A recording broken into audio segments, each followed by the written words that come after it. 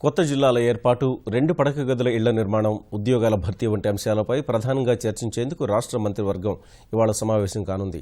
ఆవిర్భావ వేడుకల సందర్భంగా ముఖ్యమంత్రి కేసీఆర్ ఇచ్చిన హామీల అమలుపై చర్చించనుంది. ఖరీఫ్ సీజన్కు సన్నద్దత, పత్తికి ప్రత్యామ్నాయ ఏర్పాట్ల వంటి అంశాలపై మంత్రిమండలిలో చర్చించే అవకాశం ఉంది. 2 ఏళ్ల పాలన పూర్తి చేసుకుని 3వ ఏడాదిలో అడుగుపెట్టిన వేళ రాష్ట్ర మంత్రిమండలి ఇవాళ సమావేశమవుతోంది.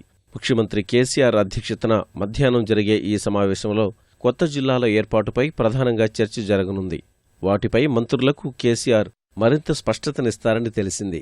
రాష్ట్ర వ్యాప్తంగా 2,60,000 2 పడక గదుల ఇళ్ల నిర్మాణాన్ని ఈ ఆర్థిక సంవత్సరంలో పూర్తి చేయాల్సి ఉండగా యూనిట్ ధర సరిపోదంటూ పలుచోట్ల టెండర్లు దాఖలు చేసేందుకు గుత్తేదారులు ముందుకు రాకపోవడంపై మంత్రిమండలి దృష్టి సారించనుంది.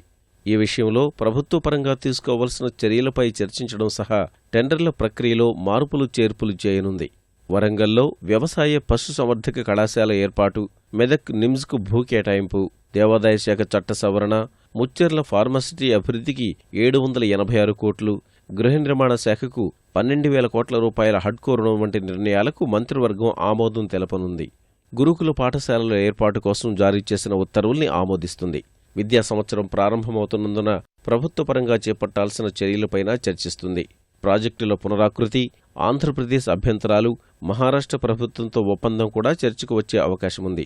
మిషన్ కాకతీయ, మిషన్ భగీరథపైన చర్చించనున్న మంత్రివర్గం వివిధ శాఖల్లో ఉద్యోగ ఖాళీల భర్తీకి ఆమోదం తెలిపే అవకాశముంది.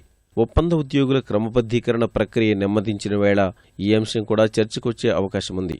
ఖరీఫ్ సీజన్ ప్రారంభమవుతున్నందున ప్రభుత్వపరంగా చేపట్టాల్సిన చర్యలపై చర్చిస్తారు. కరువు ప్రాంతాల్లో రైతులకు పెట్టుబడి రాయితీ ఇచ్చే అంశంపై ఇవాల్టి సమావేశంలో ఓ నిర్ణయం తీసుకునే అవకాశాలు కనిపిస్తున్నాయి.